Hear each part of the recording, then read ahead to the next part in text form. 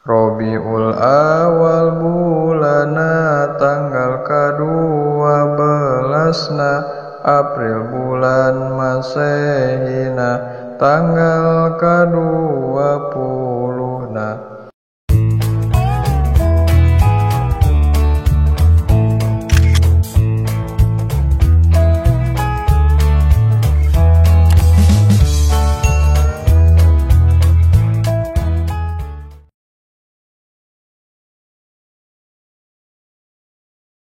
Bismillahirrahmanirrahim.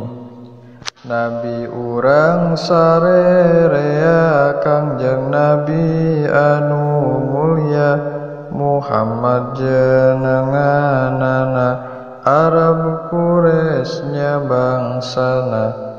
Ramana Gusti Abdullah ibuna Siti Aminah, dibabarkeuna di Mekah wangi Senin tahun gajah. Rabiul Awal bulana tanggal ke-12na, April bulan Masehina tanggal ke-20na. Ari bilangan tauna 500 cariosna, 70 panambihna sareng sahiji punjulna. Siti Aminah misaur waktos babarna kacatur, ningal cahya meni ngempur di bumina hurung mancur.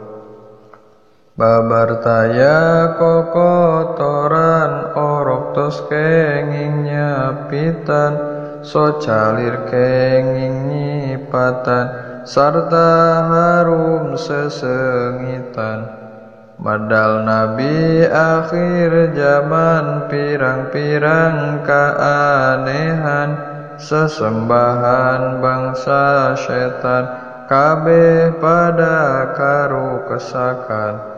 Nabi yuswa 5 bulan geus biasa angkat-angkatan, yuswana 8 bulan geus capetang sasauran.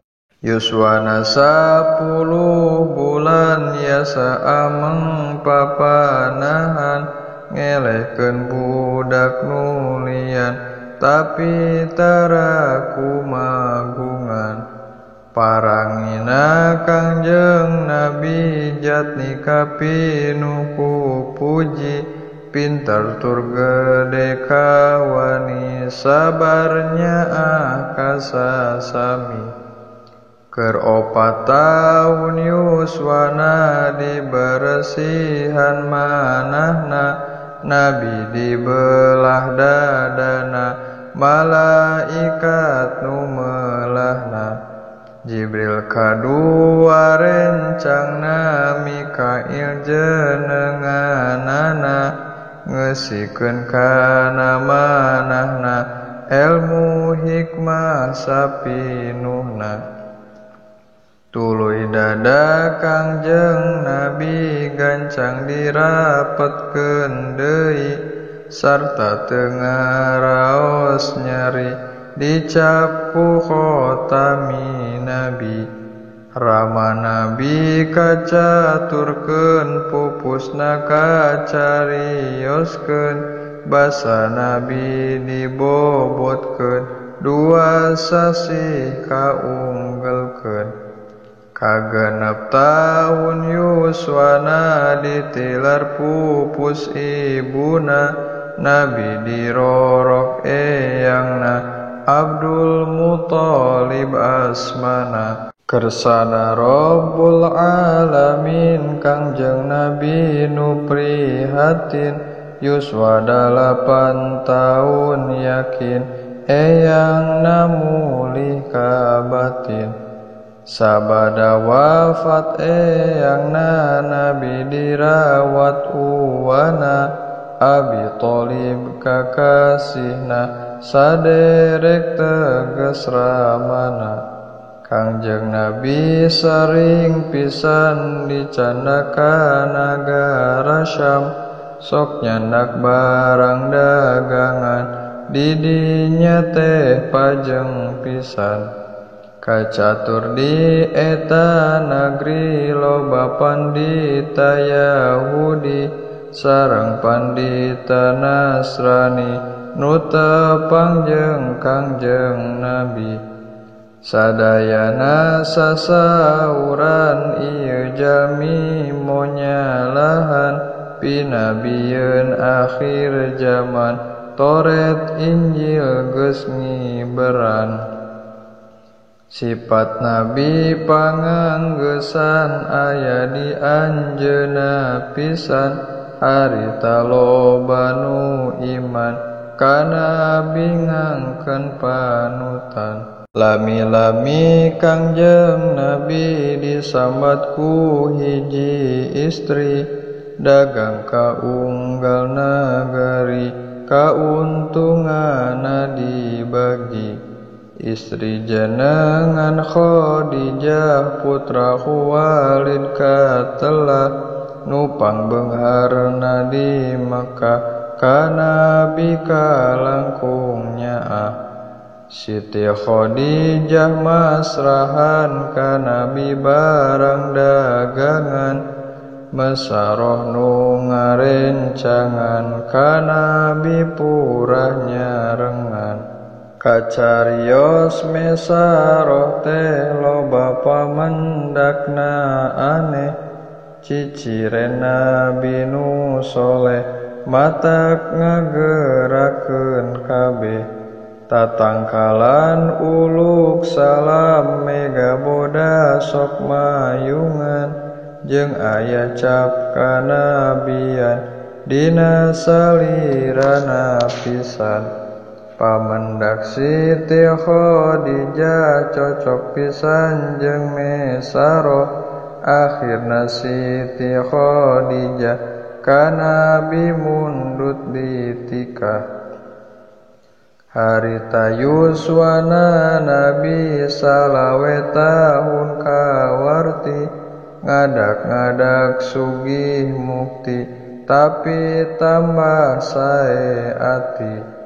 Karesepna Kangjeng Nabi ka Gusti Allah ngabakti, di Gunung Hira maranti ibadahna saban wengi.